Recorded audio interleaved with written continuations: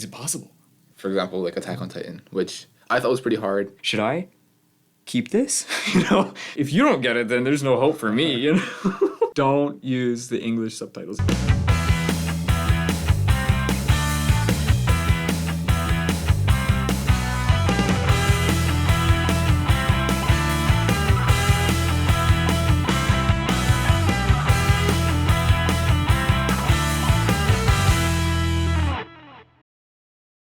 Hey everyone, my name is David with Tanukanji, And I'm Levi.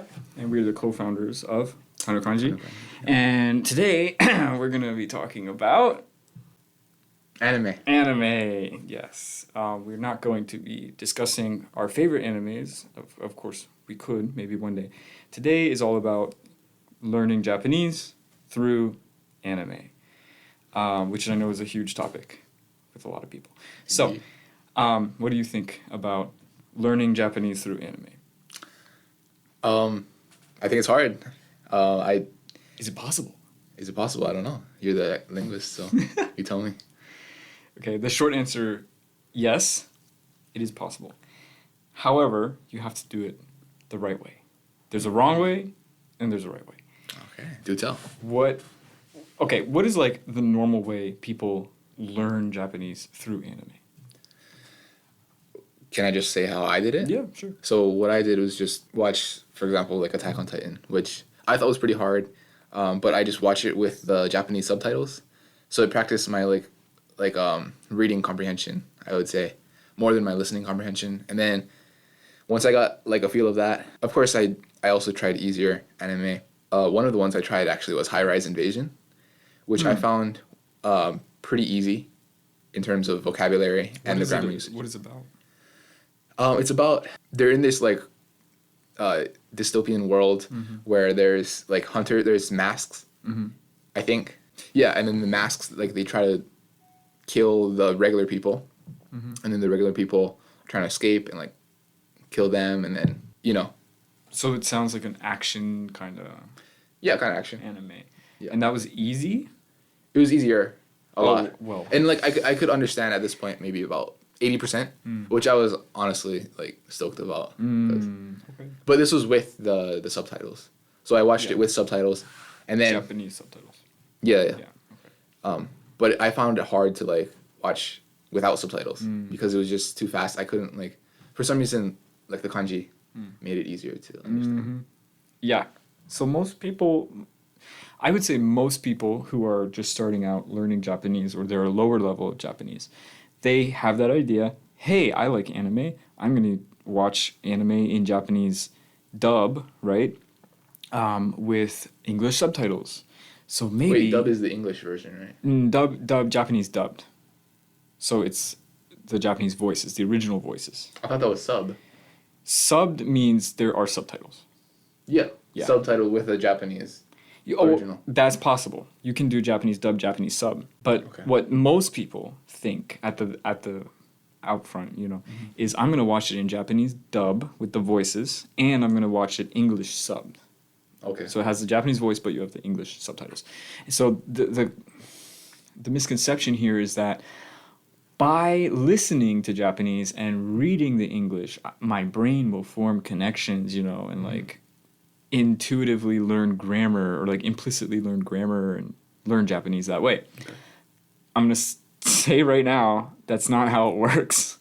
That doesn't happen. I mean, it might happen to a small degree. Like I know some people who do that and they're like, I learned the word for cat from anime, neko. Okay.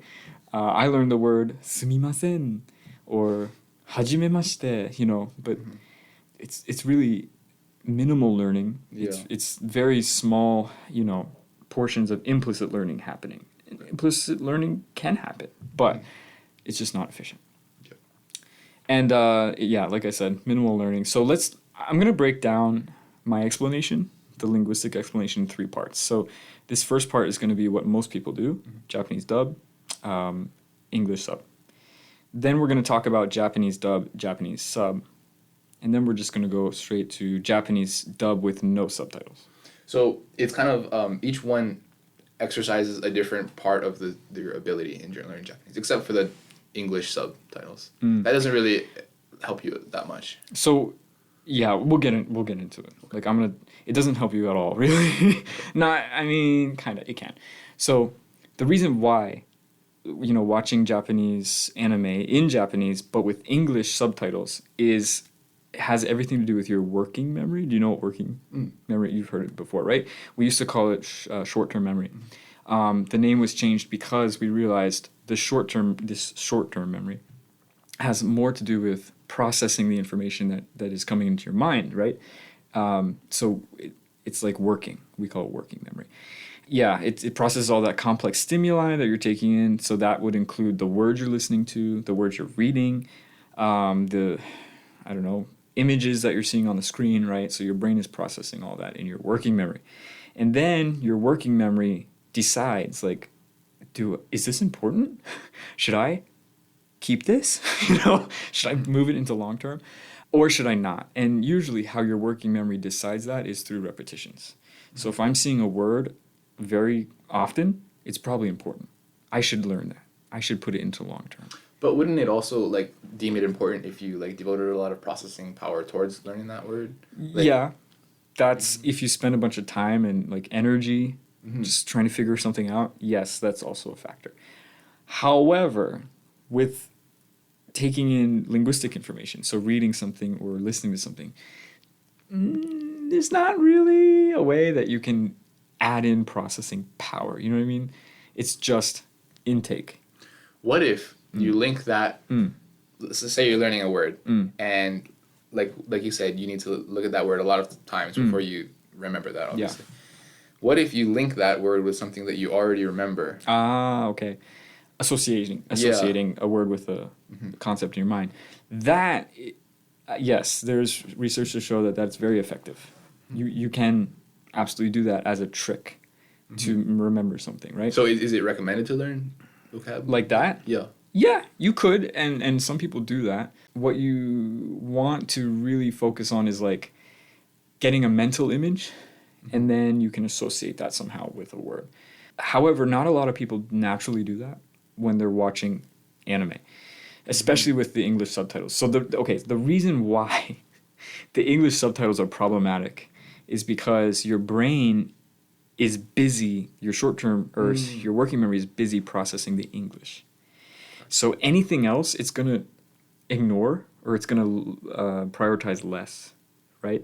So because of that, because there's two streams of input here. You've got your visual subtitles, and then you've got your audio, the voices, the Japanese voices. If you're a beginner, if you are novice Japanese learner, new Japanese learner, right? No matter how hard you try, no matter how long you try, the Japanese that goes in your ears is probably not going to be something you can parse, right? It's probably not something you'll be able to comprehend. Because you're a beginner. You don't have the experience, right? So it just all sounds like jumbled, like a stream of words that you don't know. What if you have your subtitles, and then for every sentence that they say, the English subtitles briefly flash, like for a split second. I see. And then, you know what I mean? That would probably be better than just having this English subtitles the whole utterance. You know what I mean? Even in that case, though, you'd still need knowledge of vocabulary and grammar to try and parse what was being said. That's probably better. What's wrong here, or the problem here is that your brain is focusing on the English, and it's purposely ignoring the Japanese that's coming into your ears at the same time. You can only do so many things at once with your working memory, unfortunately. You have a load, right? It's as a processing load. You can't really go above that. You can train your brain a little bit, but mostly it's not good. So nothing ultimately will be moved onto your long-term memory. You won't do much learning. Okay. So what about the one with subtitles? With Japanese subtitles? Okay, that is infinitely better. Infinitely better. Because even if you don't understand all of it. Even if you don't understand all of it, the good part about that is you can try to listen to an utterance in Japanese and then have the subtitles in Japanese to fall back on. So let's say you're an intermediate learner, right? And you're listening to a Japanese YouTuber. Most Japanese YouTubers will include the subtitles in Japanese already. So if you hear a word that they say, you don't know what it is. It's just like sticking out in the middle of the sentence. You understand everything else except that word. You can look at the subtitles and you could look it up in a dictionary and then you could learn, oh, that's what it means. Like this is what he or she is trying to say. Okay. So that's one reason why the subtitles are even better. I would say still the whole working memory, processing load thing is still there when it comes to trying to read Japanese subtitles and then like ignoring the audio. The opposite is true too. You can like think you're reading the subtitles, but your brain is prioritizing the audio and then like not get anything. So you're saying when you're watching anything, like doesn't matter if it's Japanese, when you're watching them, you're either focusing on the audio or the subtitles, like one or the other, basically. Yeah, especially in a foreign language. Okay. In a foreign language, your brain is already overwhelmed, right? Just talking with someone in a foreign language, you're already overwhelmed, Yeah. So it becomes so much harder when you're trying to focus on the audio of a show or something, or focus only on the subtitles. Your brain can usually only focus on one, Okay. right? Prioritize one. Another reason why having Japanese subtitles with Japanese dub is good is that you can kind of start to see where the breaks are between words. When we're listening, actually, when humans are talking in any language, right? It's a stream. It's a stream of words. You can look at a wave audio file recording of someone's voice, and it's just, those vroom, vroom, vroom waves, right? Audio waves. It's very difficult to tell where the breaks are between the words if you're just getting, a stream of audio like that. So with the subtitles there, you can kind of see, okay, this word starts here and stops there. This word starts here and stops there, et cetera, et cetera, et cetera. That can help you. I wouldn't say it's the best method, but, it can help you. What is the best method? Real quick. This is the last method. This is the no subtitles method. This is probably the hardest. This is the biggest learning curve. It's really difficult because you're not going to have the crutch of subtitles, right? You probably won't understand the meaning the first time you hear it. You probably won't even know where the words start and stop the first time you hear it. So in that case, I wrote down a few tips, so I'm going to give you some tips. When it comes to the no subtitles method, it's definitely worth it because you will get more gains in the long run. What you can do, and it's going to be so hard when you start, it's so difficult when you're doing this, but what you can do to make it better is repeat. Just listen over and over again. It's going to be boring. To the same episode. Not even the same episode, like the same utterance. Like some character just says a line, I don't know, like like something really violent like that. And you didn't catch it, so go back, play it again, go back, play it again, listen and listen and listen. And if you can type Japanese, you can maybe type it out in Google Translate or whatever dictionary app you use, and that can parse it for you. Or you can turn on the subtitles afterward and then turn them immediately off so that you can see what they were saying. That's fine too. So repetition, right, with learning, with listening like that. Work with an anime that you know very well already, one that you've seen maybe a bunch of times. I'm thinking of my favorite, I'll say cartoon, is Avatar: The Last Airbender. Okay. Technically not an anime. Does that have a Japanese version? They have Japanese dub. Okay. Yeah, it's originally in English. It's an American. Is it a good dub? It's all right. Yeah. They did change out some of the voice actors between seasons, which really made me uncomfortable and angry, but it was fine. That's a show that I love. I've seen it multiple times. I can't tell you how many times I've seen Avatar from beginning to finish. And so I would use that to practice Japanese. Okay. Because I was so familiar with the character names. I didn't need subtitles, so I would implicitly learn how you say water bending in Japanese, right? I did it with Spanish too, and I learned, okay, this is how you would say it in Spanish and stuff like that. So get a show you really know and that you really enjoy, because it's going to be hell going back and forth between the utterances. It's really boring. It gets boring fast. Well, let me ask you this. Mm. So, you mentioned before that you need to. It's best to understand like 95% of the information that you're listening to. Like 98 would be, yeah. Okay, 98%. Yeah.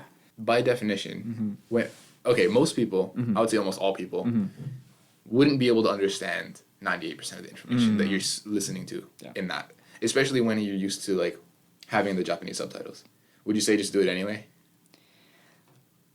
I would say you can try that, and you can try to parse every single utterance in the anime.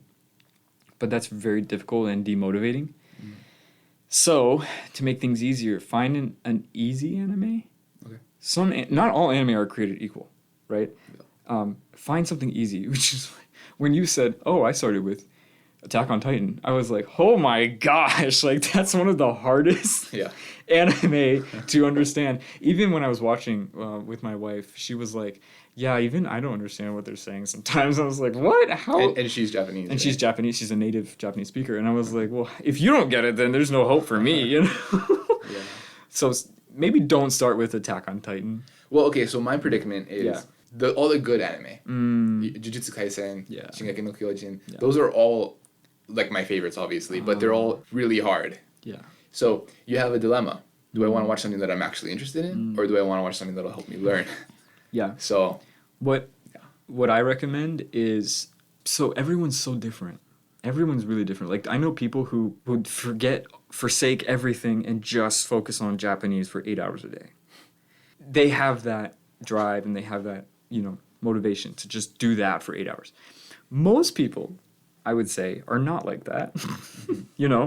They can't dedicate all that time. They can't devote all that time to learning Japanese or inputting for that long, right? So I would say for most people, you don't have to give up anime you love. Just watch anime you love with whatever subtitles you want. That's fine.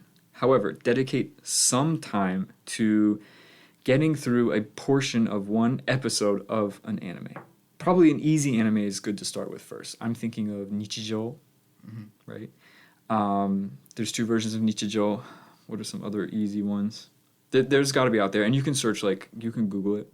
Well, like the one that I mentioned too, High Rise Invasion. What I like about that one is it's not like, so for me particularly, I don't really like slice of life anime. It's kind of boring for me, but this one wasn't. It's kind of an action anime, but it still had like the easy dialogue. Okay. I thought so. I mean, it was easy, but you understood most of it, right? Yeah. So it was easy for you, yeah.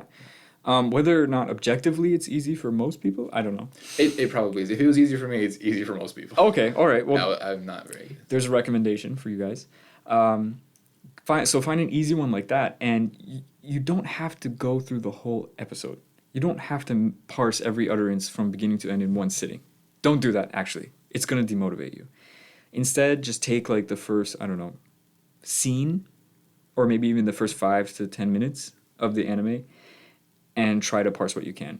And stop.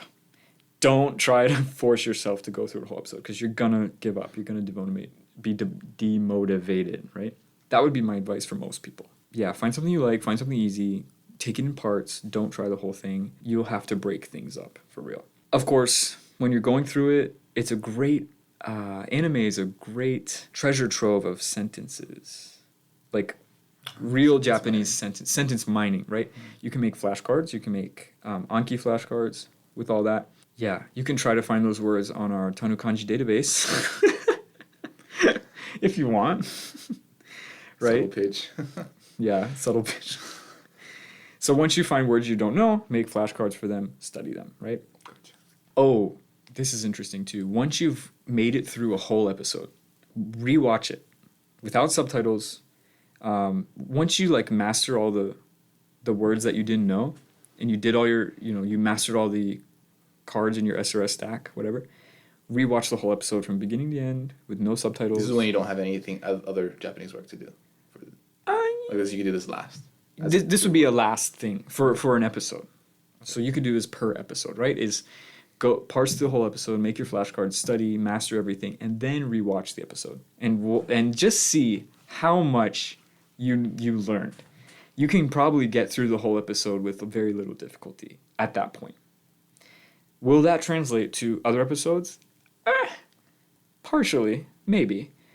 But the more you do that, right, the more words you glean and grammar you glean from episodes, the easier you will start to notice it is to watch without subtitles. Okay. Yeah. Big tip right there. I'm going to end really quickly with a personal story. YouTube, way back in the day, used to have user-generated subtitles. So users would contribute. They call it, contributions, basically. And so I would look at Japanese YouTubers and basically make English subtitles for them.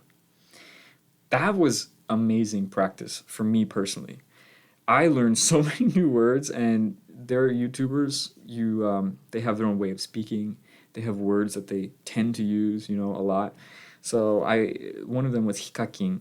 If anyone knows Hikakin, he's very famous on Japanese YouTube. Very, very famous. He's on TV shows now. Anyways, I used to do his videos, give him English subtitles and stuff, and it helped my Japanese improve leaps and bounds, really. Unfortunately, I think YouTube took that feature away. So. But you can still do that. Like, you just don't send it to them, right? Yeah, you can make it a personal project. Yeah. Watch a video and then try to transcribe it in English. That would be pretty cool. And if you're really up for the challenge, if maybe you're intermediate or advanced kind of learner, you can look at English YouTubers and try to transcribe everything they're saying into Japanese. Sounds harder. It is much harder. That would be an output, right? Yeah. Going from Japanese to English would be the input. Yeah. So, any questions? Have you done any of this before? Yeah. I used to do the parsing. I used to use a tool called Jimaku. What is that? Well, Jimaku obviously is the Japanese word for subtitles, but it's a tool that it's like a Chrome extension, I think. Oh. You put it on there, and then you can add custom subtitles to Netflix. So for shows that didn't have Japanese subtitles, you just download Jimaku, activate the extension, and then you download the subtitle file, and then you put it on the extension, and then you can watch it in the subtitles at the same time. The good thing about this one is that you can look at the subtitles like a transcript. Oh. So you can look at the previous ones and also the translation, I think, that they also had. So a document, basically. Kind of on the side of the... Oh. But that made it easier because I also used this other tool. I forget what it's called, but it was basically this mouse cursor that you hover over a word if it's in Japanese, and then it shows you the translation. That's nice. You know what I'm talking about? You're talking about for just web pages, right? Yeah. I use Safari, so in Safari it's called Rikai-kun, but the original is Rikai-kun. It's something like that. Rikai-kun, something like that. We'll put it in the show notes. Yeah. I forget, but anyways, if you use that with Jimaku, because it gives you editable text, I think. Not necessarily editable, at least highlightable text.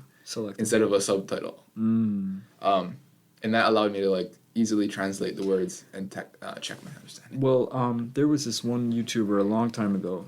He was basically called the Learn Japanese Through Anime Man. Basically, I won't say his name because there's some controversy surrounding him, but he promoted himself originally by saying, I learned Japanese fluently through anime. And he did. He was very fluent. He sounded very close to a native speaker. And I remember watching some of his videos, which I think are taken down now, but he would explain his process. His process was basically find the subtitle files for an episode of an anime he liked.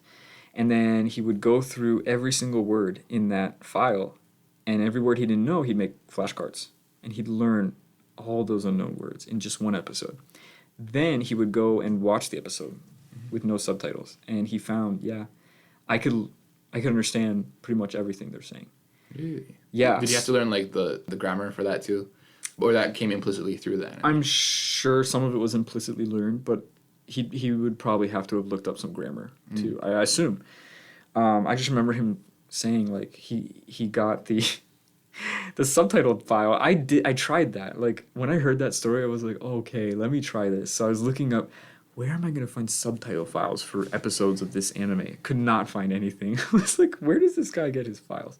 I used to use this one really great resource. I forgot its name. It had all of it, a bunch of anime. Really? And they had different versions of the subtitle files, and for every episode, that's how I got the Attack on Titan subtitles. Really? Yeah. Oh, okay. It's pretty great. And they even had other languages too. Okay. Yeah. So subtitles can be useful if you use them right. But don't use English subtitles. That's the gist of today's story, or of today's podcast, is don't use the English subtitles if you can. Unless you were just watching it for entertainment. For entertainment, which is valid, that's fine. Yeah. I'm not sure how much learning will actually go on, but yeah. You learn the cadence. Yeah, you could learn some of those super segmental features, that's true. But yeah, there's a few ways you can learn Japanese through anime. We have presented 3 basic ways that people typically do. I think that's pretty much it for me. Did you have anything else? Nope. Okay. Well, guys, thanks for sticking around. We'll see you in a future episode. See ya.